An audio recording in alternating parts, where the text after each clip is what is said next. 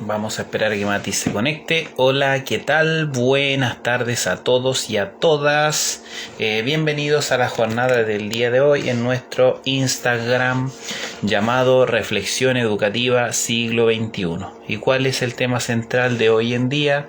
Hoy en día nuestro tema central son los neuromitos. Mitos que se le atribuyen a la educación, mitos que se atribuyen a partir de las neurociencias, ¿ya? Que se venden como si tuviesen evidencias científicas, sin embargo no las tienen. Entonces vamos a esperar a que nuestro colega se conecte. Lo voy a buscar. Vamos a ver cómo es para que nos pueda seguir.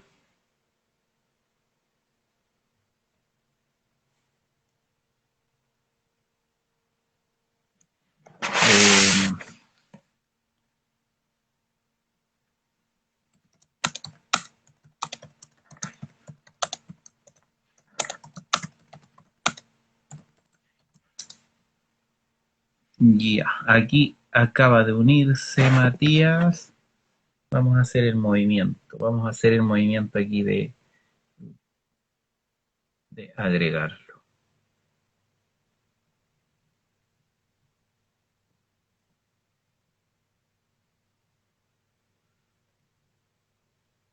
Ahí lo acabamos de saludar para que nos acepte la invitación. A ver, lo voy a volver a agregar. Mira, voy a volver a agregar a Matías. Ahí sí. Ahora sí. Ahora sí que sí.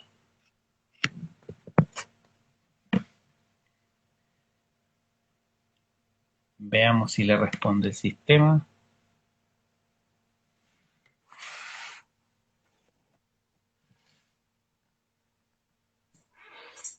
Ya. Hola Matías, ahora sí, estaba tratando de rellenar un poquito mientras, mientras funcionaba el sistema, pero ya rellenamos bastante. ¿Cómo estás, Matías? Sí. Bien, dame un segundo que ¿Algo pasa no te con la escucho. cámara? Y ya nomás. Yo aquí voy a buscar el resumen que tengo. Bueno, mientras esperamos que Matías nuevamente se pueda reanudar su conexión, eh, aló, Matías, ahora ¿Aló? sí, te veo clarito, Ya, ahí sí, ahí puse el wifi y te a ver veo si me pega. y te escucho clarito. Ahí Ya. sí. Bueno, Matías, de partida, presentémonos porque ya rellené bastante. Primero te cedo a ti la palabra. Preséntate tú primero. Ya me presento yo primero entonces. Bueno, mi nombre es Matías Torres, soy psicopedagogo de profesión de base y actualmente ya estoy en la última, como se dice, realizando la tesis de educación diferencial y licenciatura en educación. Así que bueno, Pero, acordamos con Daniel hacer este conversatorio, ya tener esta charla sobre neuromitos, así que aquí estoy para servir. punto importante, Matías se encuentra trabajando en el sistema educativo ya hace unos años, ¿ya? Ya tiene trayectoria en temas de educación en su mundo laboral. Me presento Sí, claro. también, mi nombre es Daniel Sangüesa. Eh, bueno, soy profesor de educación física. eh, Ese es y en eso me desempeño actualmente, siendo profesor de educación física en una escuela de educación básica. Tengo un magíster en neurociencia de la educación. Llevo 8 años trabajando como profesor. De esos 8 años, dos como directivo escolar en temas de convivencia escolar. Y aquí estoy. Estamos hablando con Matías de neurociencias y vamos a partir hablando de los neuromitos, de los famosos neuromitos. Pero, ¿qué es un neuromito? ¿Qué entienden por neuromito? ¿Qué entendemos todos por neuromito? ¿Qué entiendes tú, Matías, por neuromito? Sí, importante establecer primero una definición del concepto y bueno, cuando me hablan de neuromito, inmediatamente hay que empezar a descomponer esta palabra compuesta, ya de tanto de neuro como de mito, De ya. mito. Todo el mundo entiende lo que es un mito, ya. Eso es de conocimiento general, ya un mito es un relato que incluye elementos fantásticos, ya, por decirlo así, o conocimientos no empíricos que busca dar una explicación a algún fenómeno. Y bueno, en cuanto a neuro nos referimos a lo que es neurociencia en general. ¿Ya? O sea que los neuromitos son prácticamente mitos sobre neurociencia, ¿ya? O sobre cómo nuestro cerebro desempeña ciertos procesos. Claro, Eso sería para mí son, neuromito. claro, son pensamientos que de alguna manera se han hecho populares en la cultura y se le han atribuido también al cerebro, siendo que en realidad, si revisamos bien la evidencia empírica, no tienen sustento neurocognitivo, pero sin embargo se lo atribuye. Como en varias disciplinas o varios modelos de aprendizaje, hasta hay algunos decretos que los mencionan, entonces de eso vamos a ir hablando, ¿ya? Y bueno, para partir de lleno con lo que son los neuromitos, primer neuromito que vamos a abordar son los estilos de aprendizaje, muy popular en el sistema educativo, lo sugiere el decreto 83, hay una parte que menciona considerar los estilos de aprendizaje ya, el DUA también habla de estilos de aprendizaje, la programación neurolingüística también habla de estilos de aprendizaje. Y bueno, antiguamente en el campo de la psicología estaba dividido ese pensamiento, porque antes se creía que los estilos de aprendizaje eran una práctica que sí o sí se debía implementar en educación. Sin embargo, la evidencia empírica ha demostrado que Howard Jones específicamente, si quieren ver un artículo, ha demostrado específicamente que no hay diferencias significativas entre una práctica pedagógica tradicional versus una práctica pedagógica que sí haya considerado el famoso test de Back, que es de si el niño es visual, si el niño es auditivo, si el niño es kinestésico. Claro, claro, correcto. De hecho, hay algunos que ya lo llevan un poco más elevado el tema y tratan de proponer que hay mezclas entre unos y otros. Y claro, efectivamente se puede plantear de esa forma, pero de todas maneras es un neuromito esto de los estilos de aprendizaje. Ya esto parte con Frederick Bester, ¿ya? Químico, que en 1976 elabora una teoría que es la base de esta teoría de estilos de aprendizaje auditivo, visual, kinestésico, la cual tiene cuatro estilos: el estilo háptico, el estilo cognitivo, el estilo visual y el auditivo. De ahí en adelante esto se fue elaborando y finalmente quedan esos tres. Y el problema está en que yo, al menos no deberían llamarse desde mi punto de vista estilos de aprendizaje, ya porque un estilo realmente no son. Ya quizá podemos pensar en que hay algunos canales sensoriales implicados, ya tanto como la vista, la audición, pero que sean estilos marcados y que marquen una pauta rígida de cómo funciona el aprendizaje en cada niño, en cada persona. El problema yo creo que va por ahí, porque siempre cuando se habla de estilos de aprendizaje se encasilla. Y de esa manera se lo enseñan a uno. Ya yo egresé de mi profesión de base como psicopedagogo el año 2016 y egresé con el chip de que tengo que saber identificar en el aula al niño que es visual, al niño que es kinestésico, al niño que es auditivo, ¿ya? Y que la clase de más alto nivel es la clase que está hecha para cada estilo de aprendizaje, ¿ya? En el fondo yo menciono que el gran problema es la etiqueta de decir, este niño es visual, hay que enseñarle por medio de estímulos visuales, este es auditivo y así sucesivamente.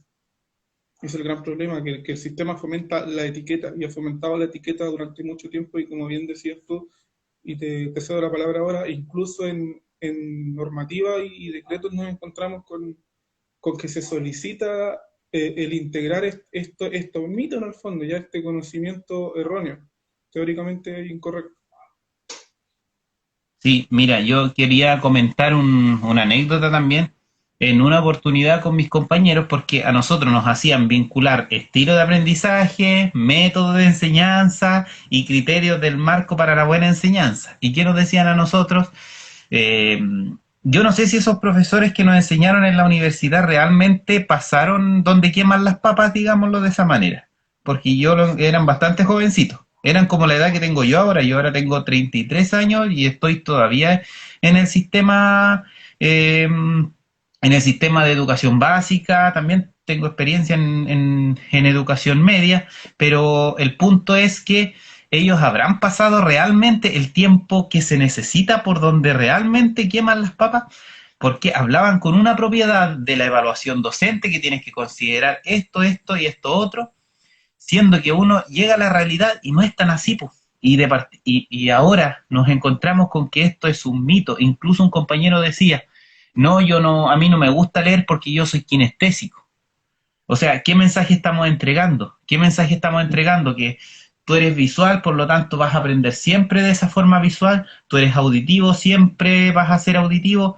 Bueno, el tema es aquí, el tema de fondo es que lo único que te lleva a identificar tu estilo de aprendizaje es decirte tú vas a aprender de esta forma y de ninguna otra forma más, siendo que realmente lo que deberíamos estimular es todos los sentidos. Debería ser el aprendizaje, debería ser multisensorial. Si bien es cierto, el test de Bach te va a mostrar una hipersensibilidad a un sentido más que al otro. Eso nadie lo discute, eso es verdad.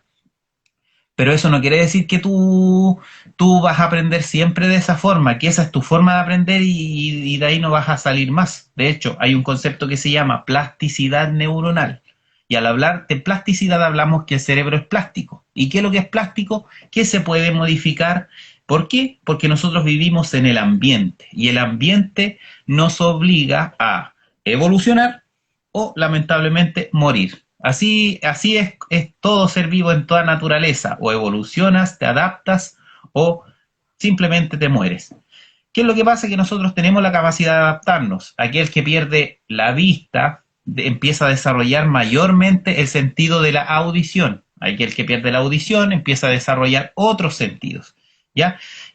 Haciendo una prueba bien práctica, alguien puede decir, yo soy kinestésico, se hace el test por primera vez y sale kinestésico con algunos rangos de visual, pasa un tiempo y si estimula otro sentido que sería el auditivo, ya los resultados en ese mismo test le van a dar distinto.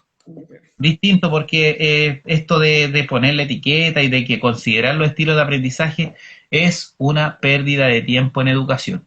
Si queremos tener un buen diagnóstico, tenemos que conocer las particularidades de nuestros estudiantes y eso toma tiempo, no lo vamos a aprender de la noche a la mañana, toma tiempo, ¿ya? Y no es ningún pecado que les tome el tiempo que necesiten para conocerlos, porque esa es la esencia. En el fondo, el DUA, su idea central es diversidad. Que se equivocaron en el tema de estilo de aprendizaje, sí se equivocaron. Pero enfoquémonos, rescatemos lo bueno, diversidad. Diversidad. Y a partir de eso, podemos ir jugando.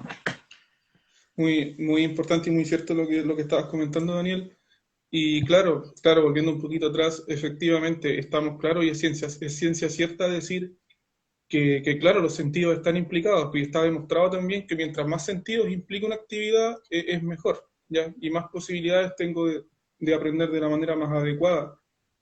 Pero claro, el encasillamiento ha sido y es el problema. Ya no hay que evitar eso y tratar de erradicarlo. A veces cuesta un poco cuando estos cimientos son tan fuertes destruirlos, pero hay que sacar este neuromito de circulación y en eso tenemos que cooperar todos porque uno quisiera creer que no, pero la verdad es que está muy, muy inserto en la praxis educativa. Está, Y finalmente, claro, un segundo, como tú decías, es bastante destructivo, ¿ya? Todo el tema de la neuroplasticidad, el cerebro puede cambiar y eso es completamente real. Y también aquí integramos la mentalidad de crecimiento, ya que está muy mencionada hoy en día, que la plantea Carol Dweck, y está muy ligada a la educación especial y a la diversificación del aprendizaje también, ya en donde una mentalidad de crecimiento trata de no ponerse barreras y trata de ver el panorama mucho más optimista y de decir, no, yo puedo, ya la práctica puede llevarme a, independiente de, y eso está más que comprobado, no es ni siquiera necesario hablar de o discutir si eso es real o no. La práctica hace al maestro y hay refranes que quizá no le encontramos la fuente primaria, pero sabemos que son completamente ciertas. Claro.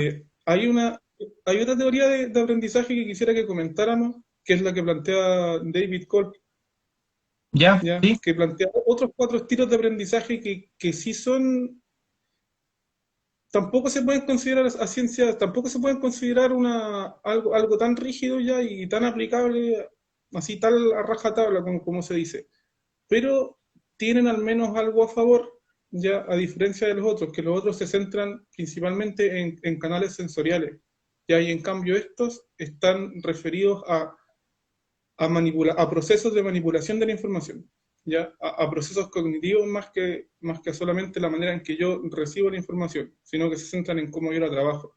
Ya me refiero al estilo al pragmático, al reflexivo, al teórico, y son cuatro estilos los que plantea él. ¿Qué piensas tú de esa teoría? Bueno, yo considero que está mucho más aterrizada que la anterior porque estamos hablando de de una integración sensorial, digámoslo así, de esa forma, porque todos los estímulos visual, auditivos son sensoriales. Entonces estamos hablando de una integración sensorial. Si no me equivoco, el tema de Kolb había un ciclo, ¿cierto? Había un ciclo que pasabas, Sí, si eras del canal visual, tú pasabas por el auditivo y pasabas también por el kinestésico, pero la cosa es que ibas integrando los sentidos, no los aislabas en una sola casilla. claro, O si es auditivo también, se va dando el recorrido por el cerebro, pasa uno por uno, eh, pero se integran, en el fondo es que se integran todos los sentidos. Esas son las conclusiones que se están sacando, o sea, las conclusiones que la neurociencia ha expuesto, pero se han malinterpretado de cierta manera. Y qué bueno que hablaste tú de la autosuperación, porque me recordó la palabra, o sea, las palabras del científico ganador del premio Nobel en 1906, Santiago Ramón y Cajal, que él es el que descubrió que la red neuronal eran neuronas aisladas y no una red, porque él tenía una pelea con Camilo Golgi. Camilo Golgi decía que era una sola red. ¿Y qué es lo que dijo con Santiago Ramón y Cajal? No, son distintas neuronas que están conectadas entre sí. El tema, para llevarlo a contexto con la idea anterior, es la frase que dijo: todo hombre o mujer puede ser, si se lo propone, escultor de su propio cerebro. claro, claro. Y es así. Y yo creo que al menos de mi parte, para concluir con este mito, es cosa de revisar la fecha nomás y ponerse a pensar en cómo ha avanzado el conocimiento científico actualmente. Ya las bases del estilo auditivo, kinestésico, visual, están en el 1976. De ahí en adelante nos pusimos a pensar en eso. Las de Kolb, ya el estilo activo, teórico, reflexivo, pragmático, son de 1984. O sea, mira el tope de fecha, estamos en el 2021. Ya el conocimiento hoy en día en esta sociedad, el conocimiento en la que estamos, ya, en la cual no significa que todo el conocimiento sea real, dura entre 2 a 5 años, no dura más. Ya hay que estarlo siempre renovando. Y ha pasado harta agüita debajo del puente, como dicen, desde el 80 hasta hoy en día. Y es un avance potente, precisamente porque los recursos de la neurociencia han ido mejorándose. Hoy en día somos capaces de poder observar a través de la neuroimagen funcional cómo está trabajando ya el cerebro mientras se ejecuta una acción. Entonces, hay conocimiento científico bastante considerable, bastante real, que nos puede ayudar a destruir estos mitos, pero para cerrar el tema hay que destruir, hay que desapegarnos de este mito de los estilos de aprendizaje como si fueran algo tan rígido. Hay que vaciar el vaso para volverlo a llenar con conocimiento nuevo. Eh, y el otro, pasamos a otro ahora, otro neuromito que son la predominancia de los hemisferios cerebrales. ¿Qué es lo que se decía comúnmente, que este mito? ¿Qué es lo que le decían generalmente? Y que todavía uno ve dibujos, incluso hasta de neurociencia, que aparece ese dibujo, ¿ah? Que un hemisferio tiene el lado lógico, que en este caso es el izquierdo, y el derecho tiene el lado artístico, ¿ya? Claro. Eso también es un neuromito porque el cerebro es un todo funcionando. Matías, la otra vez tú me comentaste algo acerca de las lesiones, cómo se van compensando. Me gustaría que antes que se nos vaya la idea la comentaras, por favor. Ah, claro. Claro, no, bueno, una de las cuantas, de las muchas evidencias que hay para, para quitarle la credibilidad a este mito de los hemisferios cerebrales y de que el derecho es más artístico y el izquierdo es más lógico, y que prácticamente se ha usado casi como forma de determinar eh, habilidades vocacionales de alguien, ¿ya? Porque ha pasado, yo igual he visto, ya, y no te estoy mintiendo, he visto que, por ejemplo, dicen, no, este chico está más al lado de lo artístico, tiene que Sí, ojalá buscar por ese lado, y claro, como que se le atribuye uno u otro hemisferio y de ahí para adelante veamos en qué te puedes desempeñar.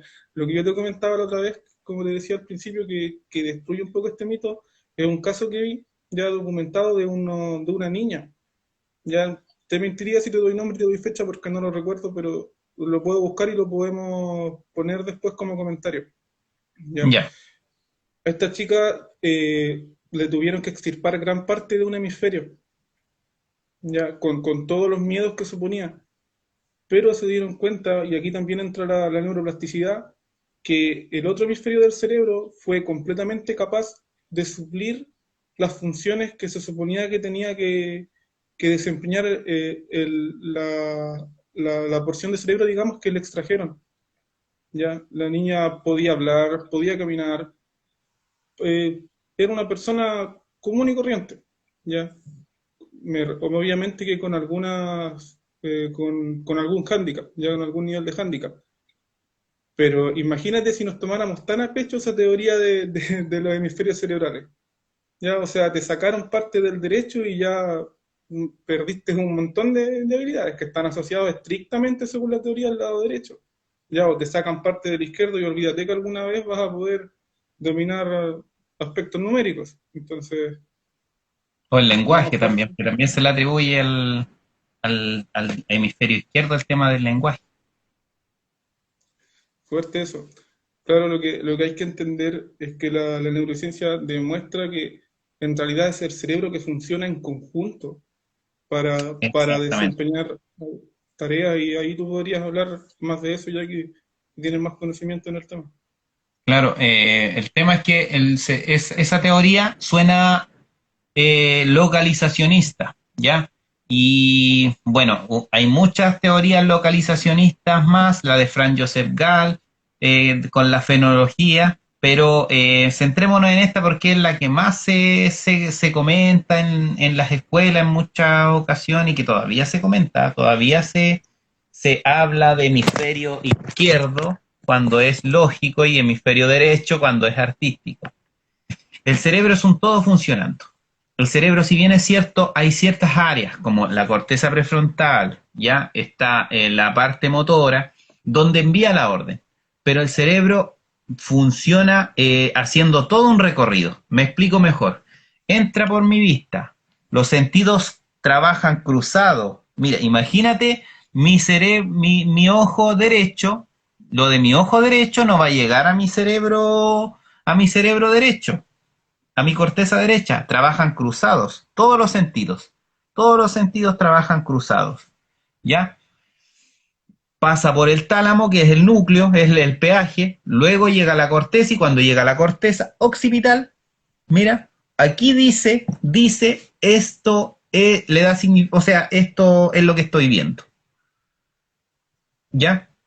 Recién ahí viene haciendo esto. Y esto vas al hipocampo, que el hipocampo es donde se almacena la memoria visoespacial, la memoria a corto plazo, y de ahí donde ocurre la potenciación a largo plazo, que es la memoria a largo plazo. Y de ahí dispara para distintas partes de la corteza.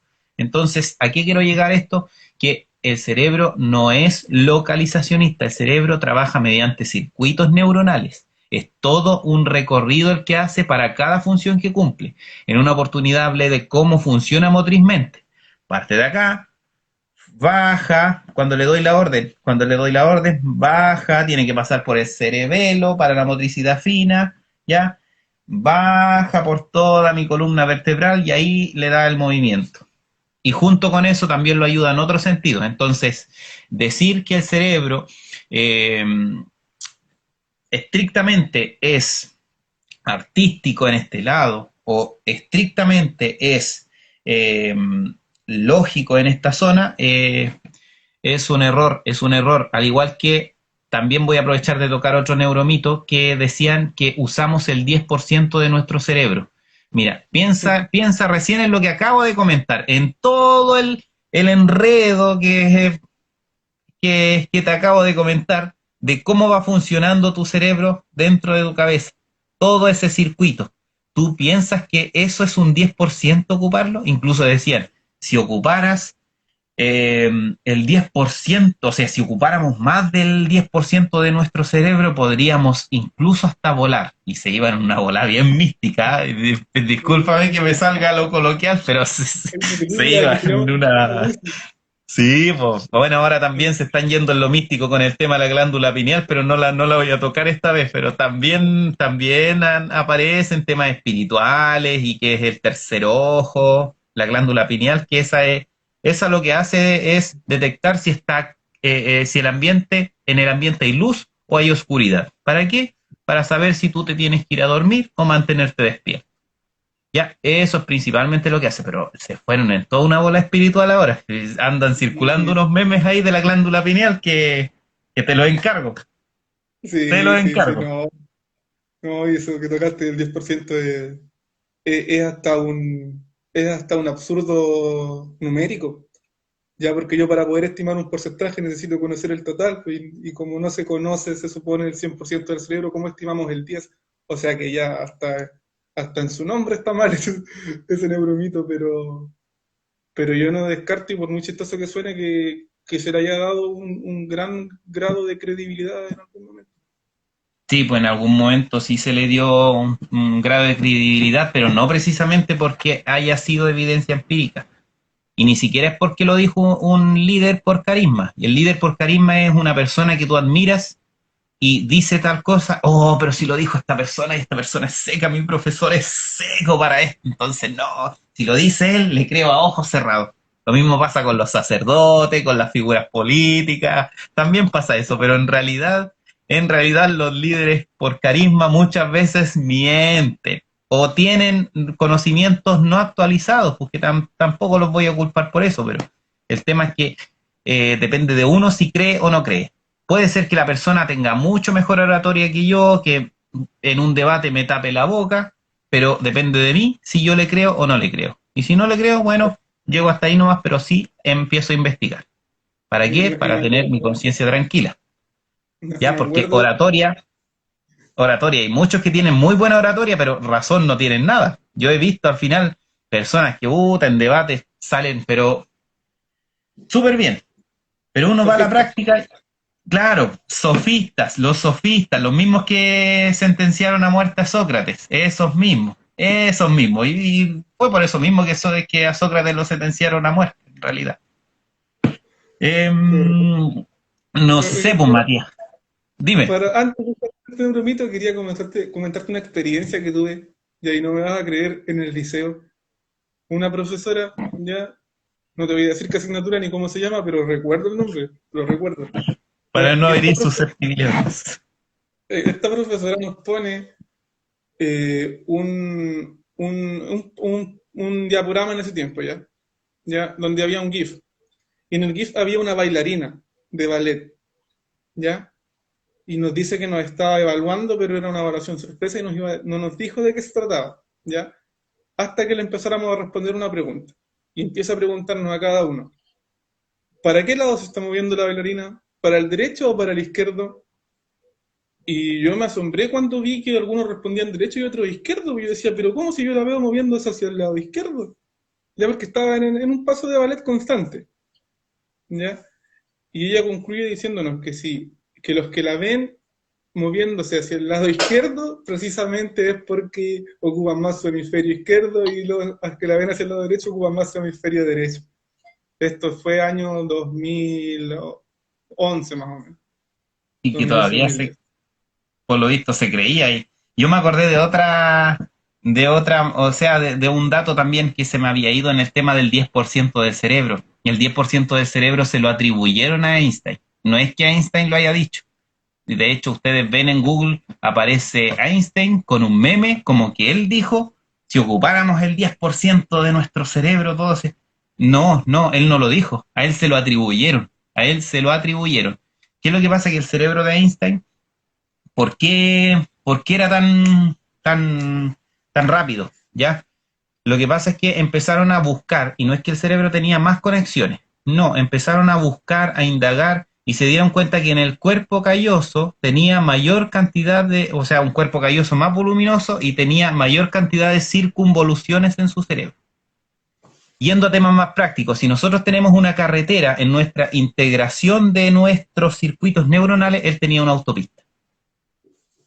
Era eso lo que lo hizo tan brillante, digámoslo de esa manera. Pero eso que haya dicho lo del 10% del cerebro, yo lo dudo. Yo lo dudo porque tampoco en el campo de la neurociencia hay un sustento que lo afirme. De hecho, dicen, se le atribuye. ¿Sabes? Y antes de pasar al otro neuromito, y deberíamos pasar, a pesar de que está muy interesante conversar sobre este, gran problema está en que estos neuromitos nunca vienen solos. Ya me refiero, se plantean y en un día ya tú tienes la web llena de páginas completamente informales que te lo reafirman. Ya, y es muy fácil caer porque Internet finalmente no tiene filtro. Es muy fácil caer en No. cualquier página X que te pone algo de una manera tan maravillosa que tú te la crees. Pero si tú lo miras desde una perspectiva más científica, ¿dónde están las citas? ¿Dónde están las fuentes primarias? ¿Dónde está el sustento? Simplemente lo dicen y ya.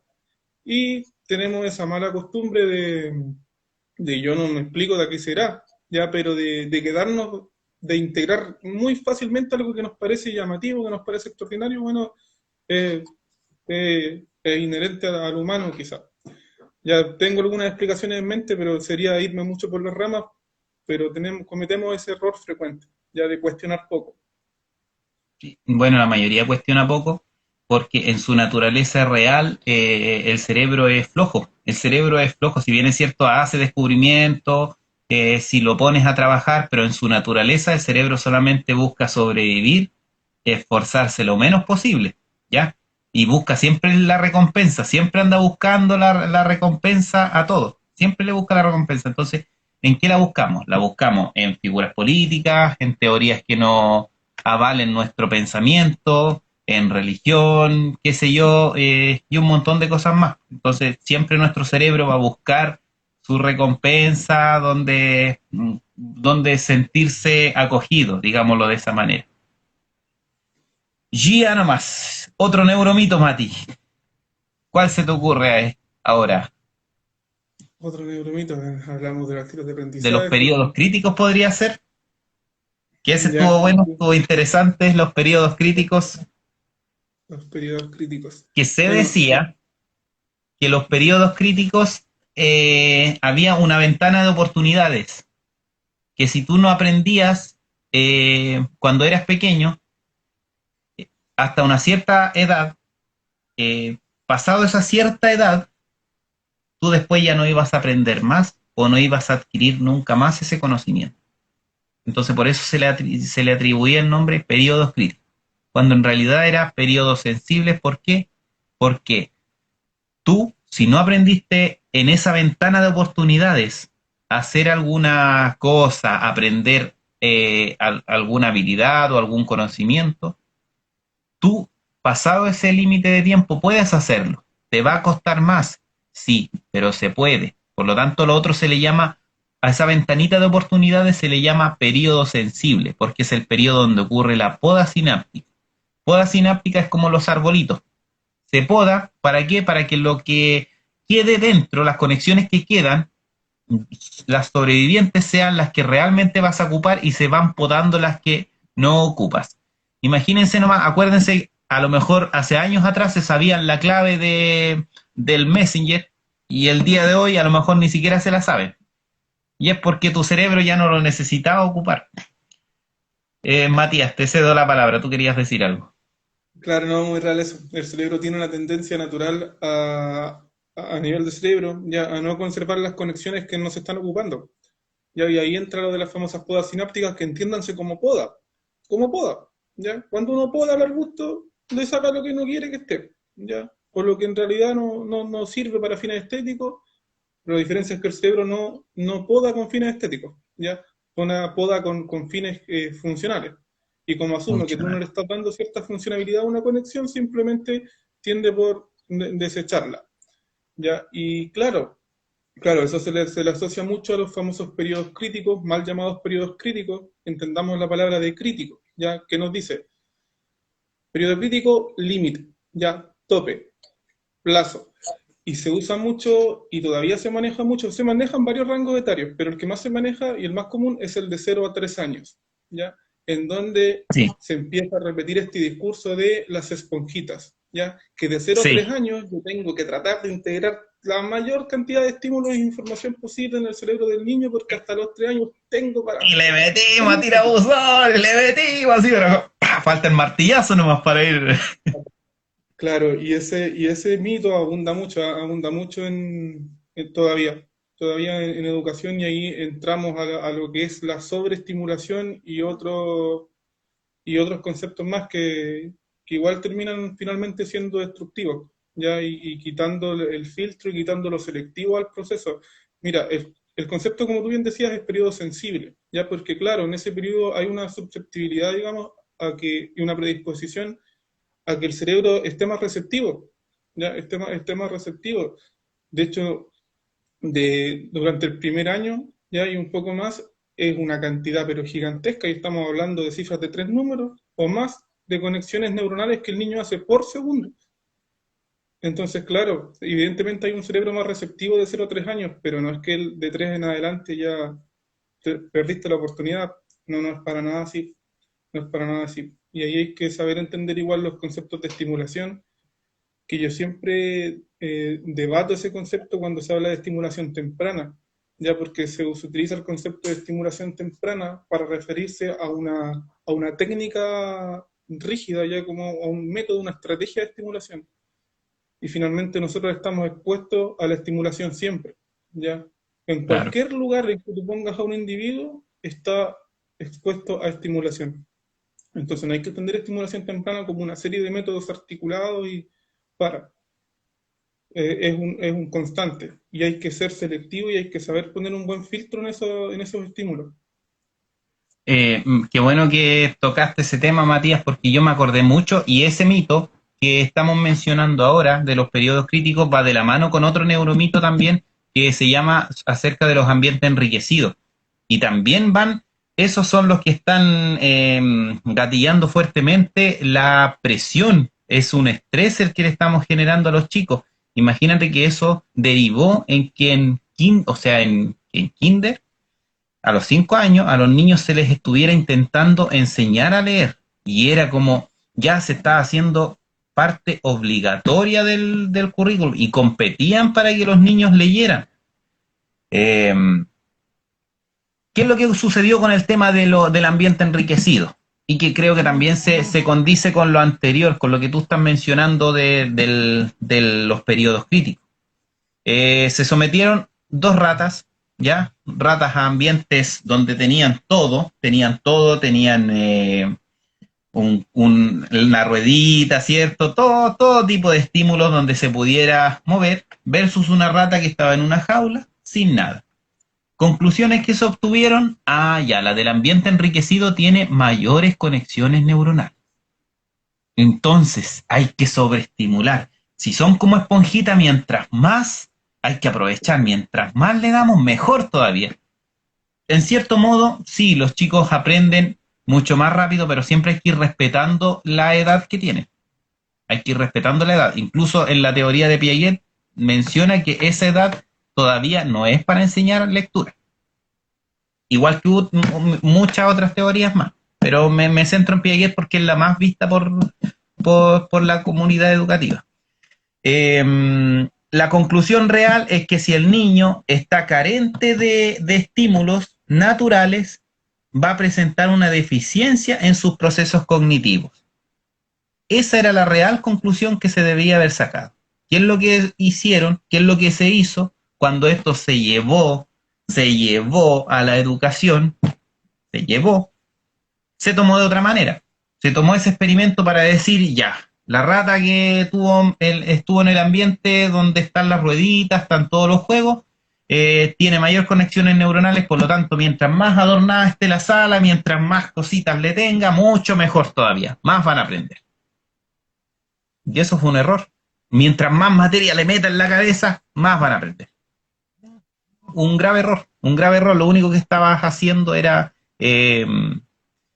generar un estrés. Y el estrés libera cortisol y en exceso es dañino para tu cerebro. El cortisol en exceso es dañino. Empieza a disminuir tu sistema inmunológico. Y cuando disminuye tu sistema inmunológico, eres susceptible a cualquier tipo de enfermedad que se te presente. Así de frío. Y merma también la cognición. También la cognición. Así que como para resumir este mito, de 0 a 3 años, ¿hay un cerebro más receptivo? La respuesta yo diría que sí, pero eso no significa ya que después no va a poder aprender de manera apropiada, ni tampoco significa que entre 0 y 3 tenga que sobrecargar al niño de pila de estímulos. Yo al menos dejaría el mensaje de aprovechar de escoger bien los estímulos que se le quieren dar y lo que se le quiere enseñar. Y por la No vía sé si quieres. motora funciona mucho porque los chicos están en plena etapa de exploración, ya en plena etapa exploratoria. Eh, desde bebé, cuando quieren, cuando lo pones de guatita, ya intenta ya hacer Sí, sus reflejos sobre los reflejos también que vienen. Bueno, ahí ya entraría un tema del desarrollo motor. desarrollo. Sí. Se nos está acabando el tiempo, Matías. No sé si queremos abordar uno más. En 5 minutos alcanzamos a abordar un neuromito más o lo dejamos hasta aquí. Yo creo que no, yo creo que debiéramos quizás hacer una conclusión y Ya, dejar un buen mensaje de esto, sí. ya Sí, nomás. inicio, ¿te parece? Bueno, en relación a todo lo que hemos conversado hoy en día con Daniel, a mí me gustaría comentar un poco de las razones por las cuales esto sucede y dejar algunos mensajes de cómo debiéramos nosotros entender y resignificar estos mitos. Bueno, partir diciendo un poco lo que dije al principio, ya que efectivamente estamos en una sociedad del conocimiento que se le llama, pero no significa que todo el conocimiento sea real, ya, sea verdadero. Tenemos que, en definitiva, ser selectivos, ya ser selectivos, abogar por el autoconocimiento, por la autocapacitación, pero buscar la fuente científica, ya saber buscar al conocimiento real, no ser tan sensacionalista Crédulo. quizá, tan crédulo, tan sensacionalista para integrar teorías y ponerlas como herramienta para la praxis o para la práctica educativa. Ya tenemos que desapegarnos un poco y como se dice en buen chileno, ya dejar de que nos vendan, acabar con el hecho de que nos vendan la pomada. Y Sí. en este sentido de vender la pomada, yo quería mencionar algo que lo tenía en la punta de la lengua, que es el prefijo neuro, ya cuando se utiliza como prefijo, que es un excelente acompañamiento para productos que yo quiera vender. Ya, porque no es lo mismo pagar por ir a una capacitación o para ir a un seminario de didáctica que para ir a un seminario de neurodidáctica. Ya no es lo mismo que Neurodidáctica. voy a un seminario de estrategias de aprendizaje que ir a uno de estrategias de neuroaprendizaje. Neuroaprendizaje. ¿Ya? Entonces, antes de derechamente botar plata o de malgastar el tiempo en ese tipo de instancias, siempre es bueno buscar, pues, asegurarse, quizá ver el currículum del relator, ya ver la trayectoria que tiene, no sentirse, nunca ponerse en esa posición de no cuestionar, ya, de que voy a absorber todo lo que me diga la persona que tengo enfrente porque por juicio de autoridad ella debe saber más que yo. Sí. Y claro, en fin, básicamente eso, ya básicamente eso. Estar atento y buscar a renovar métodos, renovar estrategias, recursos, pero teniendo, siendo bien agudo a la hora de identificar lo real de lo que no es real, de lo que es falso. Claro. Sí, bueno, por mi parte también hago una conclusión bien parecida a la tuya. Y es que cada vez que nosotros, sobre todo en este contexto de pandemia, que estamos expuestos a webinars, que ahora se llaman webinars, las capacitaciones online, hay mucha capacitación online, mucho curso dando vuelta, mucha información. ¿Cuál es la recomendación que yo les haría a la sociedad? Eh, Lean bien el currículum de la persona, ya.